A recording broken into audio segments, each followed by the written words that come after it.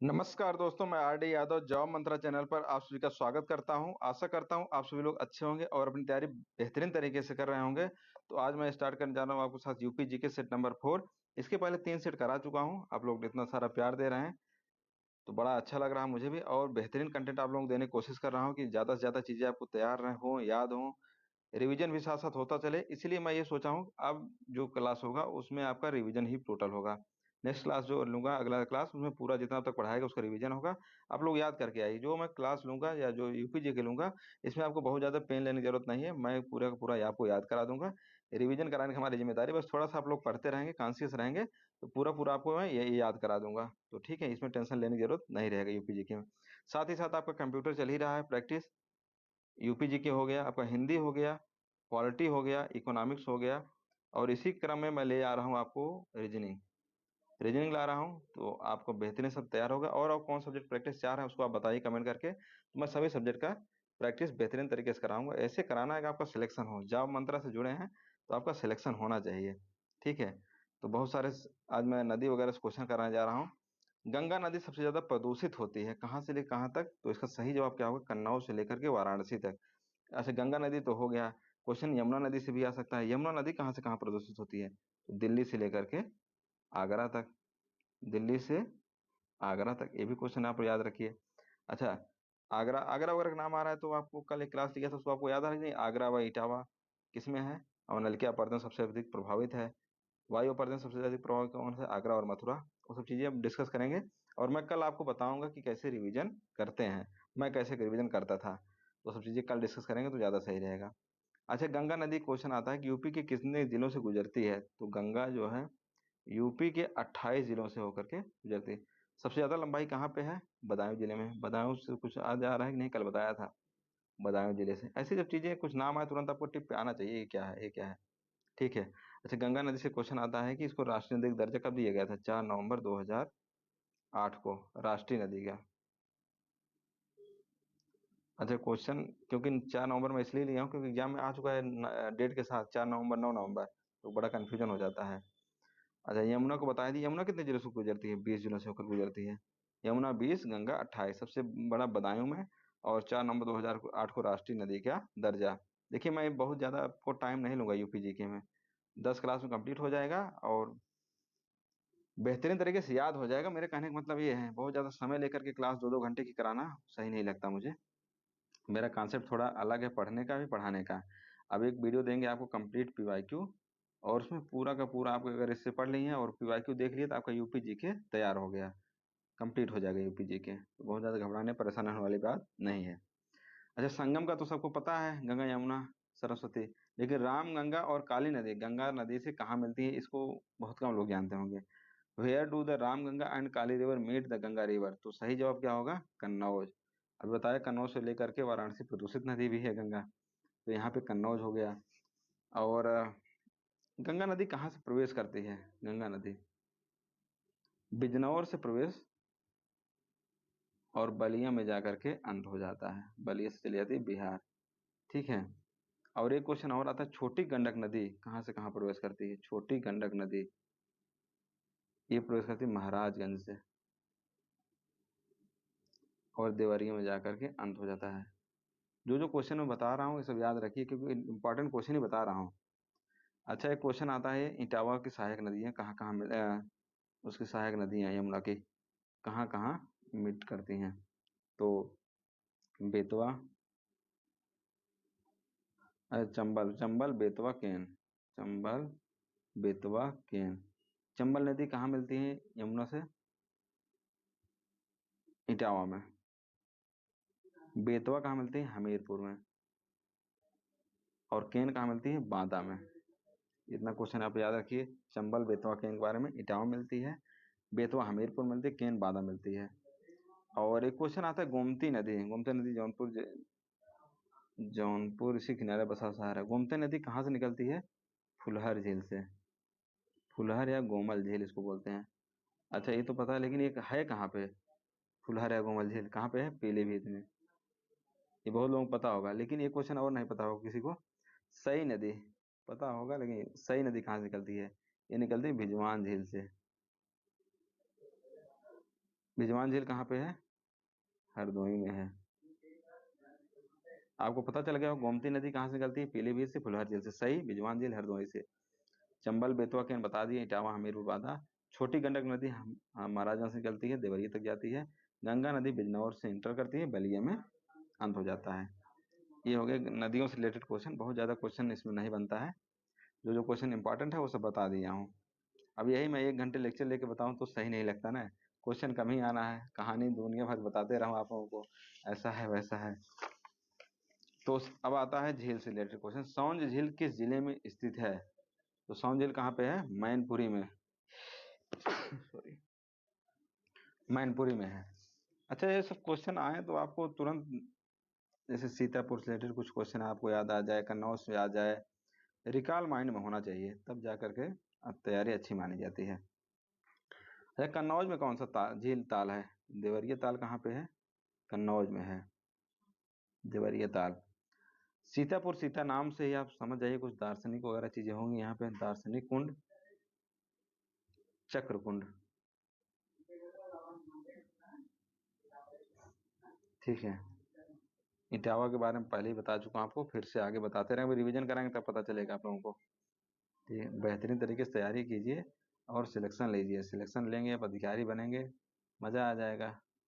जब अधिकारी नाम के साथ लगा रहेगा तो तैयारी एकदम बेहतरीन तरीके से कीजिए। अगर अधिकारी बनना है तो 2-3 महीने समय है, खूब मन लगा के पढ़िए आप लोग। लिलौर झील कहाँ पे है? लिलौर झील कहाँ पे है? बरेली। बरेली के बारे में बता चुका आपको। पशु अनुसंधान, पक्षी अनुसंधान, केचुआ बीज संस्थान और मीट के लिए भी वहीं संस्थान है। ये सब ऐसी चीजें याद रखिए तो सही रहे। रायबरेली में बता चुका हूँ, फैशन टेक्नोलॉजी हो गया, उड़ान अकेडमी हो गया। तो पहले चलिए देख लेते हैं, झील की बात कर रहे हैं, बाकी रिवीजन कल कराएंगे तो बताएंगे। बहराइच में क्या है? बहराइच, चितौरा झील। चितौरा झील कहाँ पे है? बहराइच में। बहराइच में हो गए। लखनऊ में कौन कौन से, लखनऊ वाले बहुत प्यारे हैं, तो करेला व इतेजा झील है, लखनऊ में है। और आपका क्या हो गया? रायबरेली में बुगे ताल, बिसेवा ताल है।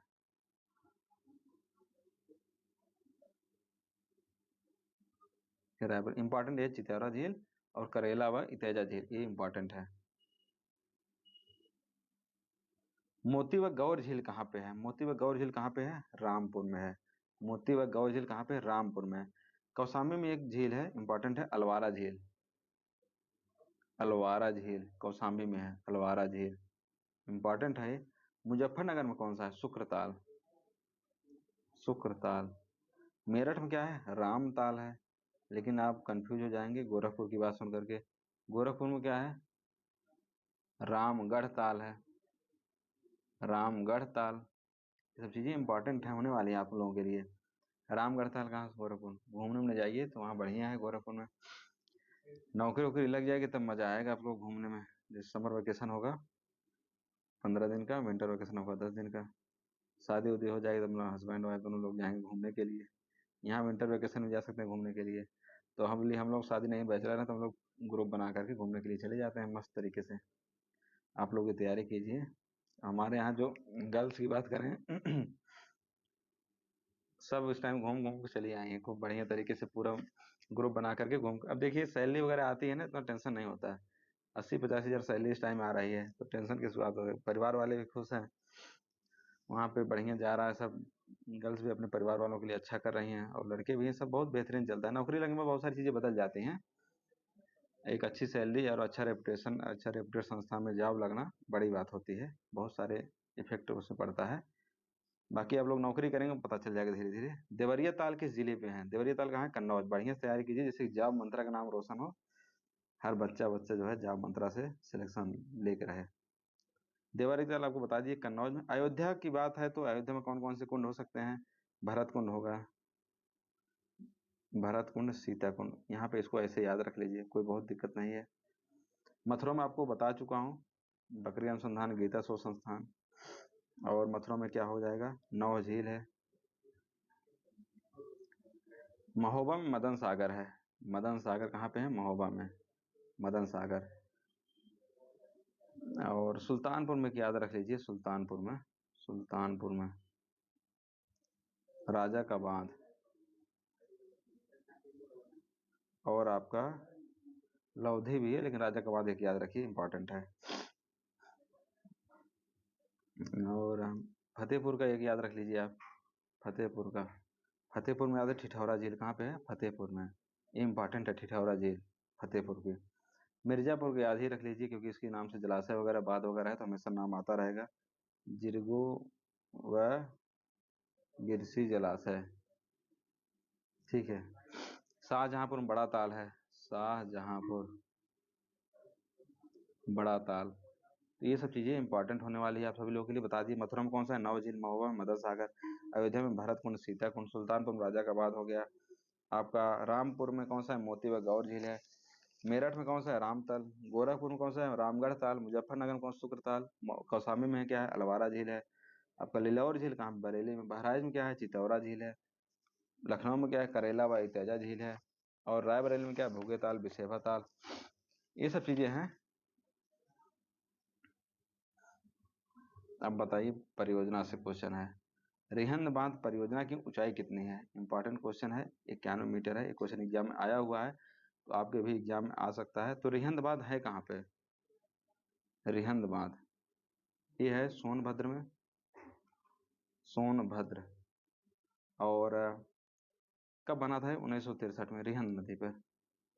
एक याद रखिए, राजघाट परियोजना, राजघाट परियोजना, राजघाट परियोजना ये कहाँ पे है? बेतवा नदी पर है, बेतवा नदी पर। और किस जिले में है? ललितपुर में। तो राजघाट परियोजना कहाँ पे है? बेतवा नदी पर, ललितपुर जिले में। माता टीला परियोजना कहाँ पे है? माता टीला, अच्छा माता टीला से आगे माटीकला बोर्ड कहाँ पे है? बताया था आप लोगों को, याद है कि नहीं? माता टीला परियोजना। अच्छा, राजघाट परियोजना, इसकी ऊंचाई अगर याद रखना है तो 43 मीटर है, 43 मीटर। माता टीला परियोजना कहाँ पे है? बेतवा नदी पर है। और ये भी कहाँ है? ललितपुर में। इसकी ऊंचाई कितनी है? 35 मीटर है। हो सकता है आ जाए, लेकिन आएगा नहीं, ऐसे ही याद रखिए। माता टीला परियोजना कहाँ पे है? ललितपुर में है। राजघाट परियोजना कहाँ पे है? ललितपुर में। किस नदी पर है? बेतवा नदी पर है। कन्हार बांध एक आता है, कन्हार बांध, नाम से ही छिपा है, कन्हार नदी। और कहाँ पे है? सोनभद्र में। और आपका रिहंद बांध कहाँ पे है? सोनभद्र में है। और जिरगो जलाशय बांध कहाँ पे है? अभी आपको बताया था, जिरगो जलाशय बांध ये कहाँ पे है? मिर्जापुर में, वही जिरगो नदी पर ही है, ठीक है। और आप सरयू बांध कहाँ पे है? सरयू, ये आप सरयू बांध इंपॉर्टेंट है, सरयू नदी। और कहाँ पे है? बहराइच जिला, बहराइच जिले में। अभी एक आपको बताया हूँ क्या? बहराइच जिला में क्या बताया आपको? बहराइच में झील बताया, झील झील। तो बहराइच जिले में कौन सी झील है? चितौरा झील है, बहराइच जिले में चितौरा झील। ये क्वेश्चन है, उत्तर प्रदेश में सिंचाई का सबसे बड़ा साधन क्या है? सबसे बड़ा साधन है नलकूप। कितने परसेंट सिंचाई होती है नलकूप से? लगभग 73% सिंचाई नलकूप से होती है। और नहर से कितने परसेंट सिंचाई होती है? 15%। अगर पूछा जाए सबसे बड़ी नहर कौन सी है, तो शारदा नहर सबसे बड़ी नहर कौन सी है? शारदा नहर। और सबसे पुरानी नहर कौन सी है? सबसे पुरानी, शाहजहां द्वारा जो बनवाया गया था, तो पूर्वी यमुना नदी, ठीक है। और आगे देखते हैं फिर। कुओं में सर्वाधिक सिंचाई किस क्षेत्र से, कुओं से सर्वाधिक सिंचाई किस में की जाती है? कुओं से सर्वाधिक सिंचाई कहाँ होती है? मध्यवर्ती क्षेत्र से, कुओं से। और नलकूपों की गहनता सबसे बता दिए, पश्चिमी क्षेत्र में सबसे ज्यादा कहाँ है? नलकूप पश्चिमी क्षेत्र में ही है, नलकूप। अच्छा, बुंदेलखंड में एक योजना चला था, पाताल तो artesian base, artesian, artesian well, या पाताल तोड़ कुआं। पाताल तोड़ कुआं परियोजना कहाँ पे था? पाताल तोड़ कुआं परियोजना बुंदेलखंड एरिया में, बुंदेलखंड एरिया में। और अच्छा, प्रतापगढ़ में क्वेश्चन आता है, भूमिगत जल का सर्वाधिक दोहन करने वाला कौन सा जिला है? भूमिगत जल का सर्वाधिक दोहन करने वाला, भूमिगत जल का सर्वाधिक दोहन करने वाला, सर्वाधिक दोहन करने वाला कौन सा है? प्रतापगढ़ है। बहुत ज्यादा जल का दोहन करते हैं सब प्रतापगढ़ वाले, आंवले सिंचाई करते हैं लग रहा है। सर्वाधिक लंबाई नहर में पूछा जाए तो कहाँ पे है? सर्वाधिक लंबाई में नहर कहाँ पे है? रायबरेली। और आपको सबसे बड़ी नहर बता ही दिया। और नहरों का सर्वाधिक विस्तार किधर है? पश्चिमी क्षेत्र में ही नहरों का सर्वाधिक विस्तार भी है। नहरों का सर्वाधिक विस्तार कहाँ पे है? पश्चिमी क्षेत्र में। नलकूप सबसे ज्यादा गहनता कहाँ पे है? पश्चिमी क्षेत्र में है।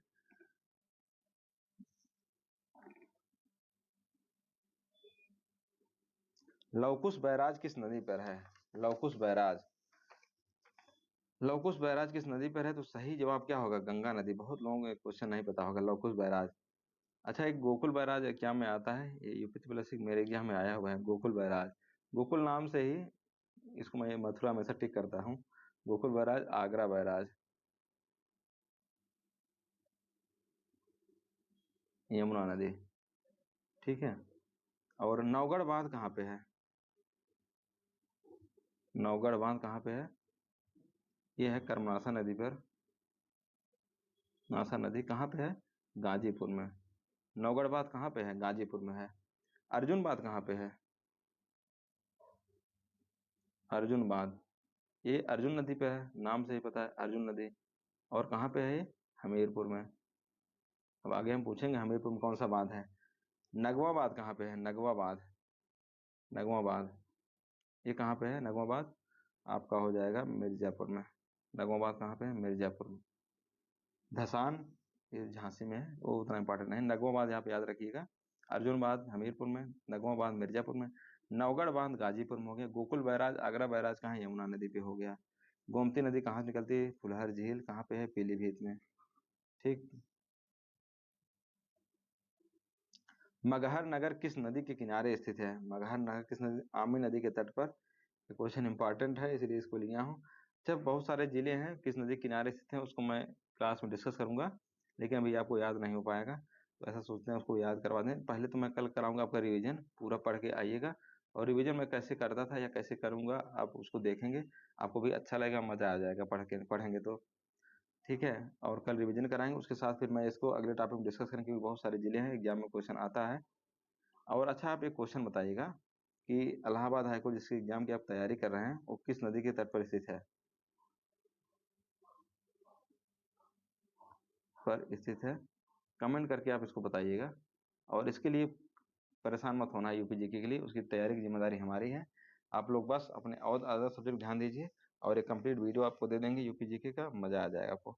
Thank you, best of luck, best wishes, नमस्कार।